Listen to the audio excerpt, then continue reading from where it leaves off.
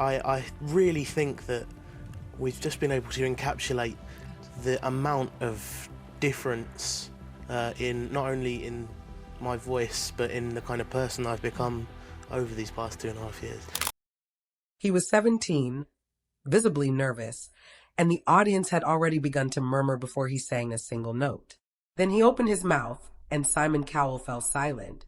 That voice, enormous and ancient sounding in a teenage boy, stopped the room cold. But the world that erupted in applause had no idea what Jonathan Antoine had carried just to reach that stage. The years of bullying, the isolation, and the self-doubt that nearly silenced him forever. Jonathan Antoine was born in 1994 in Essex, England. Not into a musical dynasty, not into a family with industry connections or conservatory ambitions, just an ordinary household where a quiet, curious boy one day discovered something extraordinary inside himself. He was around 9 or 10 years old, by his own recollection, when he first encountered the operatic tenor tradition. Not through a teacher, not through a school program, through recordings. He heard Luciano Pavarotti, and something in him recognized it, the way a person recognizes a language they have never been taught, but somehow already understand. That world, vast, old, and full of a kind of beauty that most children his age had never even been introduced to, became his. Quietly, privately, almost secretly. Because outside of that world, life was harder. School was not a safe place for Jonathan Antoine. In multiple interviews given between 2012 and 2014, he spoke with remarkable honesty about what those years were like. The bullying was severe and sustained. He was targeted for his weight. He was targeted for his interests. And he was targeted for the kind of gentle, inward temperament that made him stand apart from the crowd in ways that, at that age, the crowd does not forgive easily. Music absorbed all of it.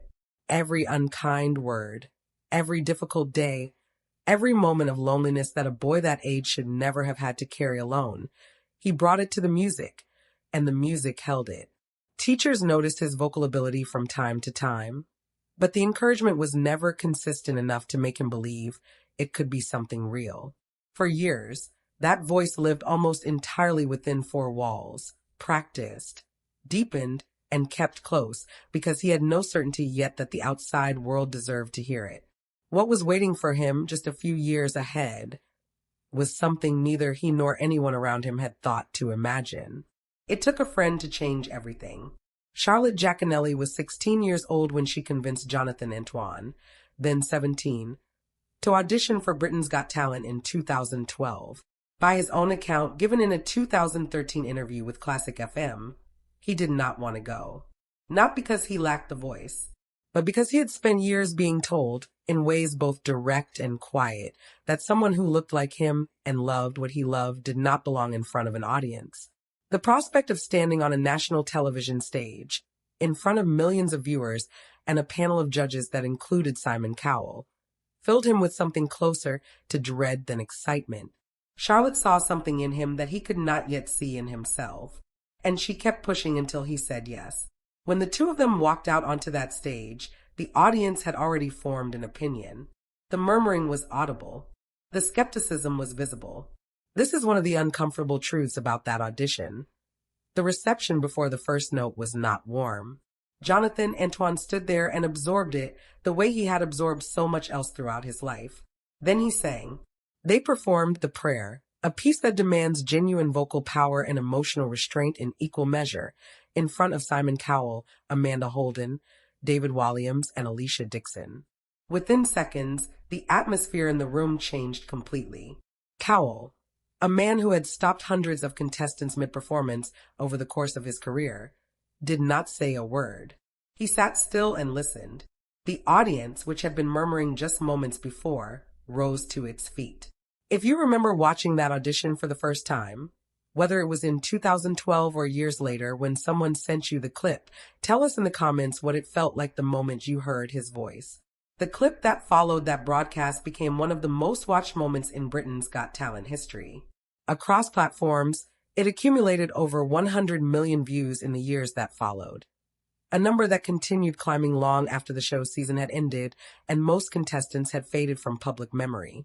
People did not just watch it once. They sent it to friends. They came back to it. Something in those few minutes held them in a way that most viral content simply does not. Charlotte had given Jonathan the courage to walk through the door. But it was his voice, that voice, built in private over years of quiet practice and carried through years of pain, that made the room stop breathing. They did not win.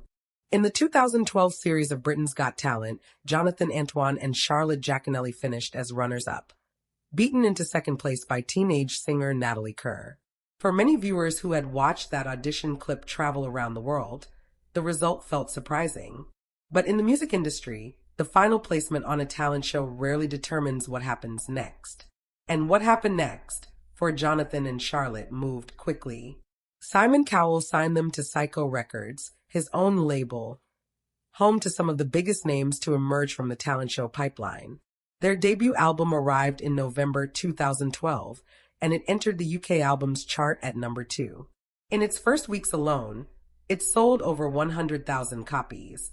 For two teenagers who had been unknown 6 months earlier, those were numbers that even seasoned industry professionals would have found difficult to argue with.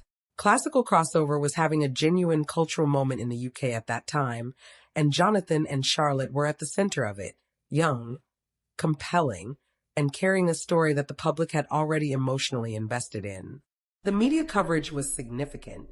The concert appearances followed. On the surface, everything was moving in the right direction. But surfaces can be misleading. Beneath the shared success, something more complicated was quietly present. It was not conflict, exactly. It was more the tension that comes when two genuinely different artistic identities are packaged as a single act. Music industry observers writing at the time noted, with increasing frequency, that Jonathan's voice belonged in a different conversation entirely, that it was not simply good for a crossover act or impressive for a teenager, but was of an order of magnitude rarely heard in the UK market in years. The question of what Jonathan Antoine might sound like on his own, with repertoire chosen for his voice alone, with arrangements built around his particular depth and range, was one that critics were beginning to ask openly. And somewhere quietly so was he. By 2013, the duo was over. Jonathan and Charlotte parted ways professionally, a split that both handled with considerable public grace. There were no bitter interviews, no competing narratives, no industry drama played out in the press. It simply ended, quietly and mutually, the way some partnerships do when two people recognize that the road ahead leads in different directions. Charlotte would continue her own career, and Jonathan Antoine, at 18 years old, would begin the far more uncertain work of finding out what he was capable of alone. He signed with Sony Music Classical, a different world from the talent show pipeline, with different expectations and a different kind of listener. Work began on his debut solo album, and in 2014, when he was just 19 years old, that album arrived. It was called Tenore. Tenore debuted at number 4 on the UK classical charts. But the chart position was almost beside the point. What the album actually demonstrated was something critics had not fully anticipated, a musical range and interpretive depth that went well beyond what the crossover market typically produces. Reviewers noted, with some surprise, that Jonathan did not simply deliver a lyric. He inhabited it. There is a difference, and most listeners can feel it even if they cannot name it. At 19, he already understood that difference. The stories behind the voices that moved us, the ones that go deeper than the clip the world shared a million times, are exactly what this channel exists to tell. If that means something to you, subscribe and stay with us. The transformation during this period was not only musical. In a candid interview with The Guardian published in 2015, Jonathan spoke openly about significant weight loss, about learning to occupy his own body with more confidence, and about the slow, ongoing work of separating his sense of self from the viral moment that had defined him in the public eye since he was 17. That audition clip had introduced him to the world, but it had also frozen him in the minds of many at a single moment in time. Moving beyond it required more than releasing new music. It required a different relationship with his own identity. He was not chasing the next viral moment. He was not trying to recreate what the talent show had built. He was doing something quieter and more difficult, constructing a real artistic life, one careful decision at a time, on his own terms and at his own pace. At 19, that kind of clarity is rare. He had earned it the hard way. The cameras moved on. Jonathan Antoine did not. Between 2015 and 2022, he continued doing the work, steadily, seriously, and largely out of the public eye that had once tracked his every appearance. A second solo album followed Tenore, expanding his recorded catalog and his repertoire. Concert and touring work took him across the UK and into Europe, not the arena-scale spectacle of a pop career, but the kind of sustained, disciplined performance schedule that forms the actual foundation of a life in classical music. Night after night, city after city, with audiences who came not for the viral story, but for the voice itself. This is the part of an artist's journey that rarely gets documented. It does not generate headlines. It does not trend. But it is where the real work happens, and for Jonathan Antoine, it was where the real transformation took place. Most of us have carried something that the world around us didn't understand, a talent, a passion, a version of ourselves we protected because we weren't sure it was safe to show. Jonathan's story might remind you of a time you almost didn't show up for yourself. In a 2019 interview, he reflected on the gap between the frightened 17-year-old who had nearly refused to walk onto that Britain's Got Talent stage and the artist he had gradually become. Confidence, he said, had not arrived in a single moment. It had come through thousands of small decisions to keep practicing, to keep performing, to keep showing up even when the world was no longer watching with the same intensity it once had. Vocal coaches and collaborators who worked with him consistently during this period described someone of unusual musical seriousness. He was not coasting on natural ability. He was studying the tenor tradition, its history, its demands, its possibilities, with the kind of scholarly devotion that most young artists with a built-in audience never feel the need to develop. He treated his talent not as a shortcut, but as a responsibility. The story of Jonathan Antoine after the cameras left was, in many ways, more interesting than the story they had captured, and it was still being written. At 30 years old, Jonathan Antoine is not who the internet thinks he is. The internet knows a teenager. It knows a nervous boy in an ill-fitting jacket standing on a stage while an audience made up its mind before he opened his mouth.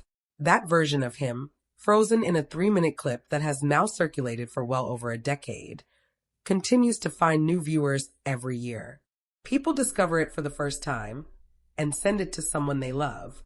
The view count keeps climbing long after most viral moments have collapsed into irrelevance. In that sense, the audition has taken on a life entirely independent of the man who performed it. But Jonathan Antoine, at 30, is something that clip cannot fully contain.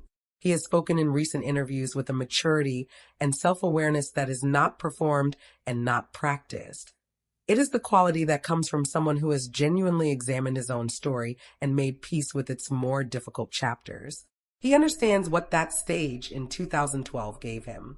He also understands with equal clarity what it nearly cost him, the years of navigating an identity built in public before he had fully built one in private, the weight of a single moment that millions owned but only he had lived. The bully boy from Essex who almost said no to the audition has become something that could not have been predicted from that single clip alone. A working classical artist with a body of recorded work, a concert legacy that spans more than a decade, and a voice that, by the consistent account of those who have followed his development closely, has only grown richer and more commanding with age. The instrument that stunned a room at 17 has been deepened by 10 years of disciplined study, performance, and the kind of lived experience that no conservatory can teach. He is, at 30, exactly what that audition promised he might be. Not a moment, not a memory, not a footnote in a talent show's history. A musician, whole, serious, and still becoming. The best of what Jonathan Antoine has to give the world is, by every indication, still ahead of him. And that, more than anything, is worth celebrating. His is one of a handful of voices from that era that the world heard once and never quite forgot. The next story on this channel belongs to another voice just like that, and it begins in a place you would never expect.